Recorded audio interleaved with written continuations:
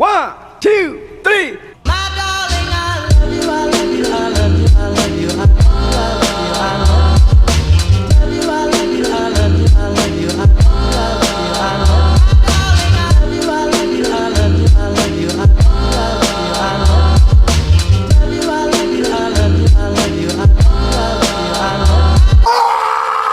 Hello, my fellow hunters.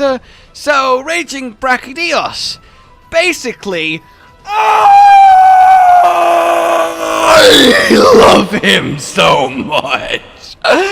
Look, this fight is above and beyond. It is masterful. It is an experience straight out of pleasurable hell. If I had to describe going toe-to-toe with this gorgeous creature in just 2 words, well, those words would be Daddy, yes! It is just pure magnificence. They have tuned him up to 11, and I can confidently say he is back at his rightful place as the best variant. It's the amount of new attacks, the AoE destruction, the epic feel, the gargantuan size. It is brutal, it is difficult, it is satisfying, it is fun. There is just nothing really to complain about when it comes to this reimagined Raging Brachydios.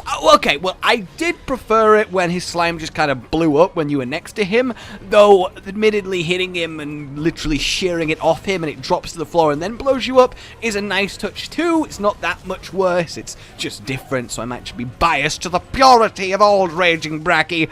And it admittedly is a little bit scripted. It feels very similar each hunt, especially given that ending. But then, at the same time, that ending.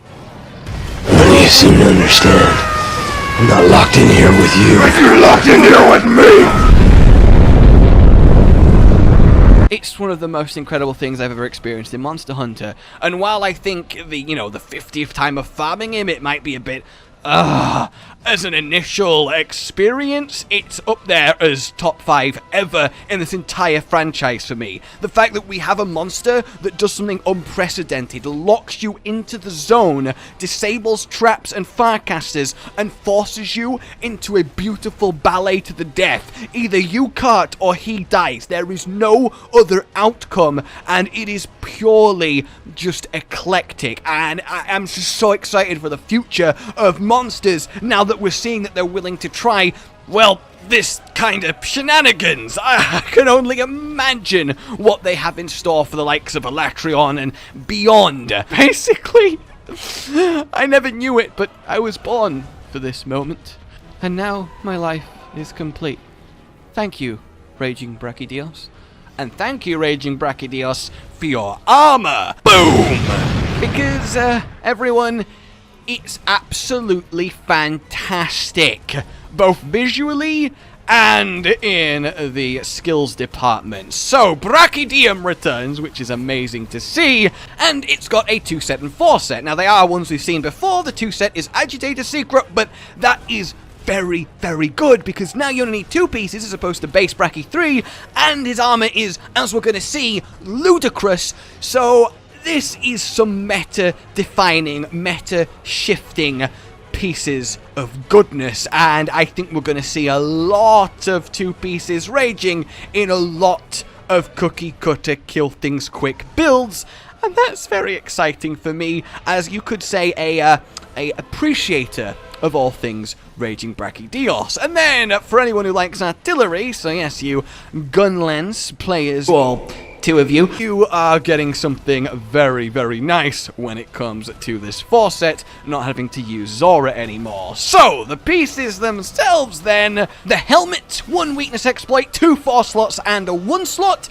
This, technically speaking, is very equivalent to Rajang helmet, so it's nothing mind-blowing, but it is slightly more flexible in that you can use the second 4 slot on, well, the second weakness exploit, or you can actually go in a different direction, so it is a versatile piece, but it's definitely not something that you're going to be running off and creating a new build over. The chest, however, double agitator, a 4, a 2, and a 1. This is just pure value. This is Because you can use the new charm, which now goes to level 5, coupled with the 2 on this, and bam, you are at level 7 Agitator, which is an extra 28 raw and 20% affinity, which is ludicrous.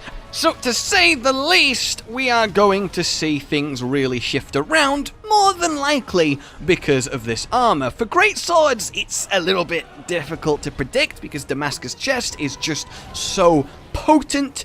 But we do free up slots by getting Agitator to level 5, so we can fit the focus back in, and you get so much extra oomph from being able to go Agitator Secret, because Agitator is one of the best skills in Iceborne, but the Secret was never used because base Brachydios armor was utter garbage, so this really does change everything. The gloves then, 2 4 slots and 2 Agitator. This is fine. Agitator again is valuable. 2 4 slots are valuable, but there are better pieces to be using if you just want 2 set for the secret, so these are kind of just there as an option depending on what you're going for. But certainly if you're using 3-piece Teostra, well, you're not going to be using the gloves, you're going to be using the chest and the legs, which we will get to. But first, what's above the legs? It's the waist! I don't know why I don't know what that was. And here we have 3 Agitator, a 4 slot and a 1, and again, much like the gloves, it's just an option. If your waist is a particularly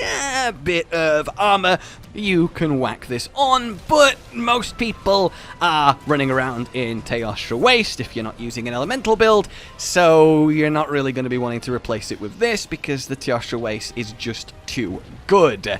And also, we're talking about too good, we have the legs. 2 weakness exploit, a 4 slot, and 2 1. It's beautiful.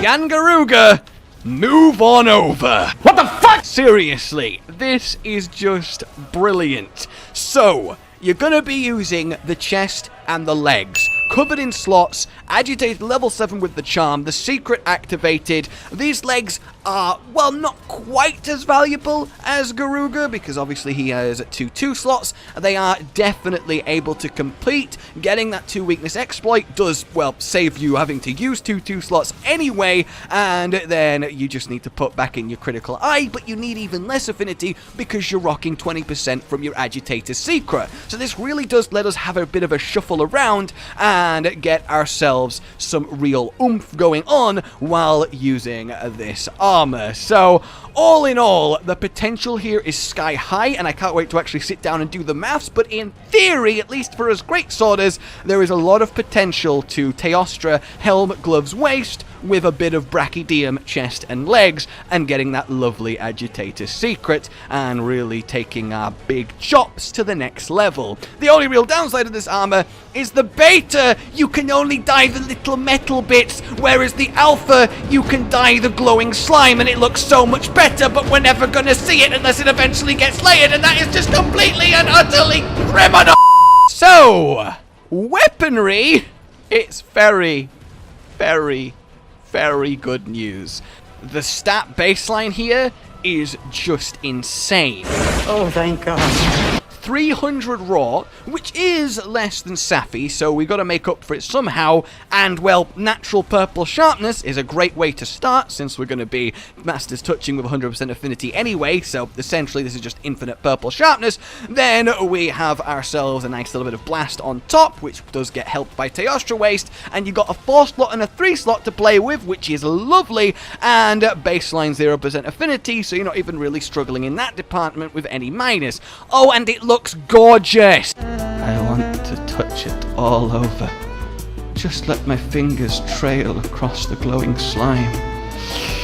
Oh. So, this is happening. When you compare it to Safi, assuming we're talking the meta of 3 attack augments and 2 sharpness 5s, the Brachyblade has a smidge less raw. We're talking in the 5 range, but it does have the natural purple sharpness, so that's equivalent. It has a little bit more blast, but 5% less affinity, but it does get the extra 3 slot. So they genuinely could not be closer.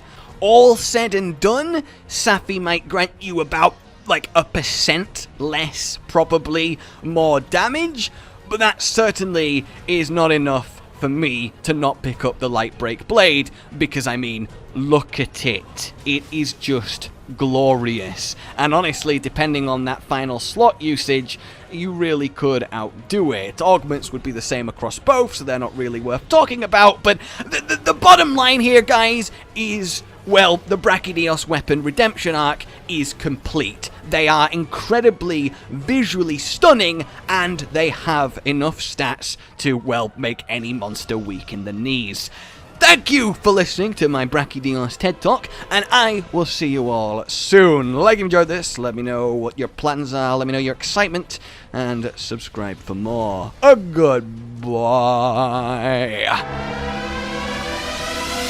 Rage Gaming with the video float. But that's all that's really relevant at the mo, but I'm still gonna leave this up so you patrons know that I love you, even though the outro's no longer that kind of relevant. But the new one's being worked on, and it's gonna be a truly badass song, and don't worry, I won't be doing any rapping on it.